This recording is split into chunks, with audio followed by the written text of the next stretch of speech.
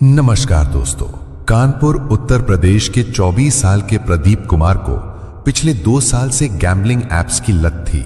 इसी वजह से उसने फैंटेसी ऐप में एक ही बार में 1,25,000 रुपए गंवा दिए, जिसकी वजह से उसकी जिंदगी लगभग बर्बाद हो चुकी थी। इसी तरह तेलंगाना के निजामाबाद में एक युवक ने ऑनलाइन जुए के लिए 30 लाख रुपए का कर्ज ले लिया। कर्ज ना चुका पाने की वजह से उसके पूरे परिवार ने खुदकुशी कर ली और सिर्फ इसी राज्य में 1 महीने के अंदर 7 युवाओं की जान बेटिंग एप्स के भारी नुकसान के कारण चली गई। और एक और घटना हैदराबाद के एमटेक छात्र पवन की है। आईपीएल शुरू होते ही उन्होंने अलग अलग बेटिंग एप्स पर लगभग 2 लाख रुपए से ज्यादा गंवा दिए। इस नुकसान से परेशान होकर उन्होंने सुसाइड कर लिया और उनके परिवार को इस आदत के बारे में बहुत देर से पता चला। ऐसी न जाने कितनी घटनाएं हमारे देश भारत में रोजाना होती हैं। तो दोस्तों, मैं हूं इनसाइड हिम और आज हम जानेंगे इन एप्स का काला सच, एक ऐसा एडिक्शन जो आपकी आर्थिक स्थिति को पूरी तरह से बर्बाद कर सकता है। तो चलिए शुरू करते हैं। पहले हम ये समझते हैं कि इन एप्स का एल्गोरिदम कैसे काम करता है। इसके लिए मैं एक लूडो ऐप का एग्जांपल लूंगा, जिसे लाखों लोग रोजाना खेलते हैं। जब आप लूडो को फिजिकली दोस्तों के साथ खेलते हैं तो पासा फेंकने पर एक रैंडम नंबर आता है जो इस गेम को एक फेयर गेम बना देता है, और ये अनुमान लगाना कि कौन जीतेगा बहुत मुश्किल होता है। वही जब आप ये गेम मोबाइल में खेलते हो तो एप्स की कोडिंग पहले से हो रखी होती है, और जो पासा इन एप्स में रोल किया जाता है उसे आरएनजी टेक्निक के द्वारा कंट्रोल किया जाता है। आरएनजी का मतलब है रैंडम नंबर जनरेटर। वैसे तो ये सिस्टम एक रैंडम नंबर जनरेट कर सकता है जिससे गेम सही तरीके से खेला जा सके, लेकिन कंपनी या एप्स ओनर इसे अपने तरीके से कस्टमाइज कर सकते हैं। वो जब चाहे आपको जिता सकते हैं और जब चाहे हरा भी सकते हैं। इसलिए जब आप इन गेम्स को पहली बार खेलेंगे तो आप नोटिस करेंगे कि कुछ राउंड्स तक आपको लगातार जिताया जाएगा, जिससे इन एप्स में आपका लालच और ट्रस्ट बढ़े और आप एक बड़ा अमाउंट इसमें लगाने के लिए तैयार हो जाएं।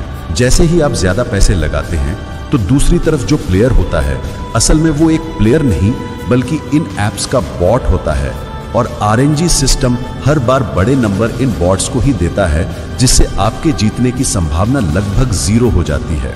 इन एप्स में टाइमर सिस्टम भी होता है, जिससे रियल प्लेयर पर दबाव पड़ता है और वो गलत डिसीजन ले सकता है, जिससे हारने की संभावना बढ़ जाती है।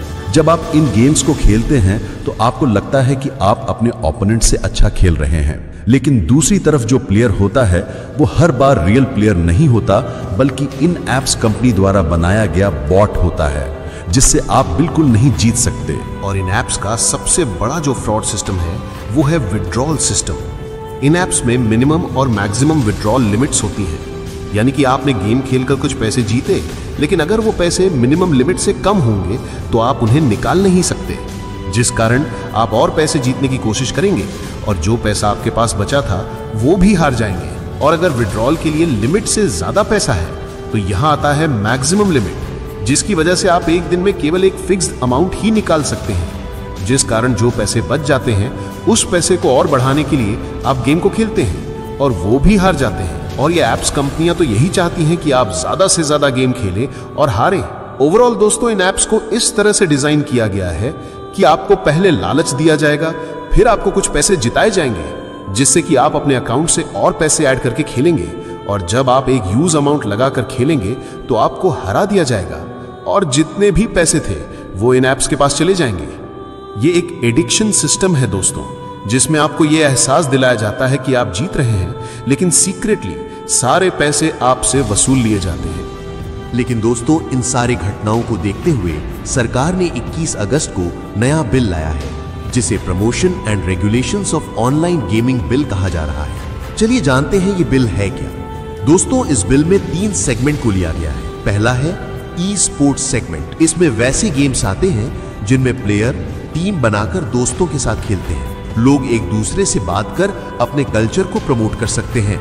दूसरा सेगमेंट वैसे गेम्स का है जिसमें माइंड गेम और सोशल गेम आते हैं, जैसे सुडोकू, कैंडी क्रश, मतलब कि वैसे गेम्स जिनमें बिना पैसा लगाए खेला जाता है। और तीसरा सेगमेंट है betting apps, fantasy apps, poker, rummy जैसे गेम्स का। जिसमें लोग इसलिए जाते हैं कि एक का डबल कर सकें। मेरा मतलब है दोस्तों, पैसे कमाने के लिए। और मैंने जैसे आपको पहले ही बता दिया है कि आप कितने भी पैसे लेकर इन ऐप्स को खेलना शुरू करो, लॉस तो लास्ट में आपका ही होगा। लेकिन क्यों? लोग समझने को तैयार नहीं। एक रिपोर्ट की माने तो भारत में 2025 तक 1.55 करोड़ लोग रियल मनी ऐप से जुड़े होंगे और उनमें से भी 1.10 करोड़ लोग इन गेम्स को एक्टिवली रोज खेल रहे होंगे। और इस कारण 2025 तक भारत की ऑनलाइन गेमिंग इकोनॉमी 40,000 करोड़ रुपए तक पहुंचने वाली थी, जिसमें सबसे बड़ा हिस्सा इन्हीं रियल मनी गेमिंग ऐप से आता था। मुझे ये पता नहीं चल रहा है कि अगर सरकार इन ऐप्स को बंद करना ही चाहती थी तो पहले भी कर सकती थी ना, क्योंकि अगर देखा जाए तो सरकार को इन ऐप्स के जरिए बहुत भारी टैक्स प्राप्त होता है। अक्टूबर 2023 से ऑनलाइन गेमिंग पर 28% जीएसटी लागू था और विनिंग अमाउंट का 30% भी सरकार टैक्स में काट लेती थी, जिससे सरकार का जो एनुअल टैक्स इन ऐप्स से आता था वो 20,000 करोड़ रुपया था। इससे साफ पता चलता है कि सरकार को तो यहाँ पर इन ऐप्स से बहुत फायदा था। खैर छोड़िए, चलिए अब जानते हैं कि इन ऐप्स के बैन होने से क्या क्या फायदे होंगे और क्या क्या नुकसान। दोस्तों, कुछ नुकसान भी हैं इन ऐप्स के बैन होने से। इन ऐप्स के बैन होने से जो पहला फायदा है, युवाओं और परिवार की सुरक्षा। जो लोग करोड़पति बनने के लिए कर्ज लेकर इस गेम को खेलते थे या फिर अपनी कमाई का पूरा पैसा इन गेम्स में लगा देता था, तो वैसे लोगों का शायद बचाव हो। दूसरा फायदा है सामाजिक नुकसान में कमी। इन ऐप्स की वजह से पूरा यूथ बर्बाद था। एक बच्चे से लेकर बड़े तक इन गेम्स में डूबे रहते थे। कई मामलों में लोगों ने हारने के कारण आर्थिक तंगी का सुसाइड तक कर लिया। और तीसरा फायदा है मानसिक तनाव से बचाव। बहुत से लोग हारने की वजह से डिप्रेशन और मानसिक तनाव जैसे रोग के शिकार हो जाते हैं, लेकिन वो अपने परिवार को ये बात बताते नहीं और सुसाइड जैसे मामले सामने आते हैं। वैसे और भी फायदे हैं, लेकिन मैं वीडियो लंबी नहीं करना चाहता। तो चलिए देखते हैं कौन कौन से नुकसान इन ऐप्स के बैन होने से हो सकते हैं। पहला है रोजगार, मतलब कि 2 लाख से भी ज्यादा नौकरियां ये सारे ऐप्स प्रोवाइड करती थी, जिसमें गेम डेवलपर्स, कंटेंट क्रिएटर्स और भी कई नौकरियां थी जो अब खतरे में आ जाएंगी। दूसरा है स्टार्टअप्स का रुकना।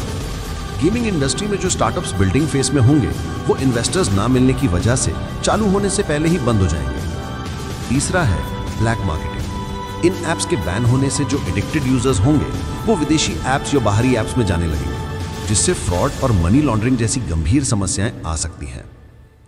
तो दोस्तों, इन ऐप्स को बैन करने से फायदे तो बहुत हैं, पर कुछ नुकसान भी हैं। और कमेंट में एक बात जरूर बताना कि इन ऐप्स को अभी ही क्यों बैन किया। सरकार चाहती तो पहले भी कर सकती थी। और दोस्तों, मैं ऐसे ही इंपॉर्टेंट वीडियोस लाता रहता हूं, तो सब्सक्राइब तो करिए।